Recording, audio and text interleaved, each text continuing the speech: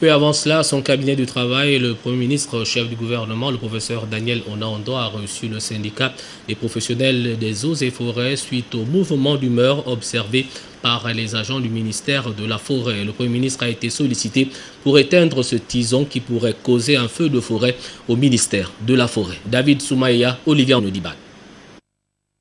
Le syndicat national des professionnels des eaux et forêts a été reçu à sa demande par le Premier ministre chef du gouvernement en présence du ministre de la Forêt, Noël Nelson Messon, et le ministre délégué Louis-Philippe Mbenkogué. De par cet acte, le syndicat sollicitant l'arbitrage du Premier ministre quant au respect du chronogramme de mise en œuvre des recommandations issues des négociations entre la tutelle et les syndicalistes, passé à la vitesse supérieure, déclenchait ainsi un mouvement de grève au lendemain de la nomination des nouvelles autorités dirigeantes du département. Introduit par le ministre de la Forêt, le président du syndicat des professionnels des eaux et forêts a mis en relief un long chapelet de revendications évoluant entre autres autour de l'acquisition des véhicules de service, des uniformes, de la mise sur pied d'un comité de suivi des recettes des eaux et forêts, de la réhabilitation de l'aquarium du ministère et de la climatisation centrale du département.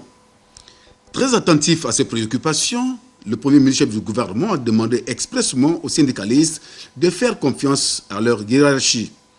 Le professeur Daniel de l'attention qu'il a vis-à-vis de ces questions, instruisant que ces derniers fassent partie intégrante des commissions mises en place pour le règlement de certaines problématiques mises en évidence.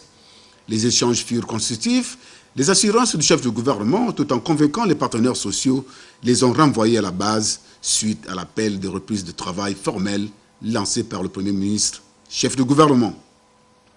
Pour ce qui est de la médiation de la primature en rapport avec l'exécution du programme de mise en œuvre des clauses de négociation, M. le Premier ministre chef du gouvernement a donné des garanties quant à la disponibilité de son cabinet à effectivement suivre de près ou de loin le déroulement des travaux de ce comité de suivi.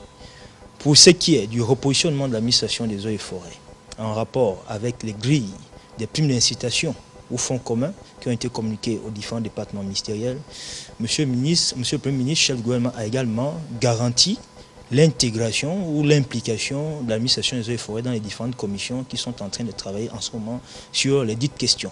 Nous allons nous orienter vers notre base syndicale pour faire le compte rendu de la séance de travail avec M. le Premier chef du gouvernement, et il appartient à cette base syndicale de prendre les décisions qui s'imposent.